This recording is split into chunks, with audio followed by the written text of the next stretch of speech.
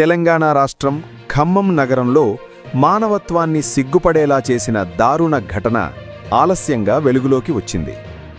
యాచకుడే గదా, ఎవరు పట్టించుకుంటారు అన్న అమానుష ఆలోచనతో ఓ వ్యక్తి చేసిన క్రూర హత్య ఇప్పుడు కలకలం రేపుతోంది.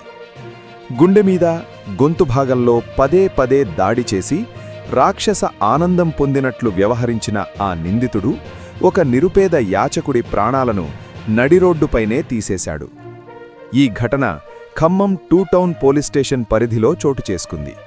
ఇప్పుడు ఈ కేసు ఆలస్యంగా వెలుగులోకి రావడంతో నగరం మొత్తం ఉలిక్కిపడుతోంది. 2 టౌన్ పోలీస్ స్టేషన్ పరిధిలోని NST రోడ్. ఇక్కడే రెహమాన్ అనే యాచకుడు తన భార్య, చిన్న బాబుతో కలిసి యాచిస్తూ జీవనం సాగించేవాడు. నిత్యం రోడ్డు పక్కన ఉండే ఆ కుటుంబం ఎవరికీ హాని చెయ్యని నిరుపేద జీవితం. కాని ఈ నెల 29వ తేదీ తెల్లవారుజామున ఆ కుటుంబంపై ఊహించని విషాదం కమ్ముకుంది.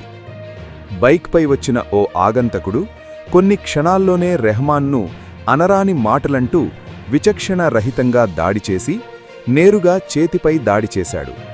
కింద పడేసి గుండెమీద పదే పదే తంతూ గొంతు భాగాన్ని లక్ష్యంగా చేసుకుని అమానుషంగా నులిమి ప్రాణం పోయే వరకు దాడి ఆపకుండా కొట్టి చంపిన ఘటన వీడియో సమీపంలో సీసీ కెమెరాలో ఫుటేజ్ నమోదైంది. అయితే ఈ ఘటన ఆలస్యంగా వెలుగులోకి వచ్చింది.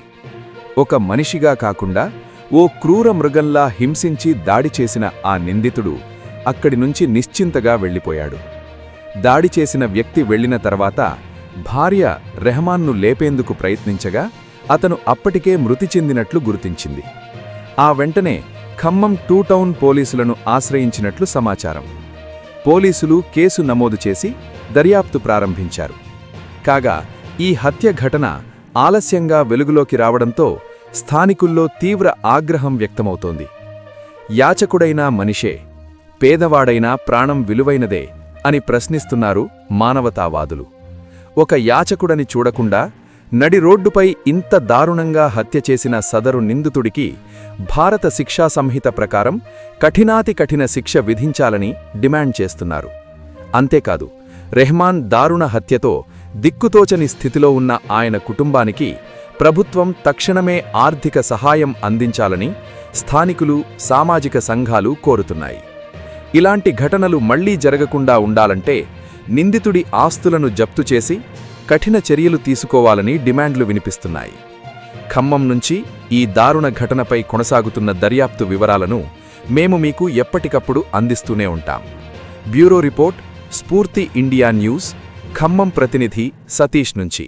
Stay tuned. స్ఫూర్తి ఇండియా. ఇది సామాన్యుడి చేతిలో అస్త్రం.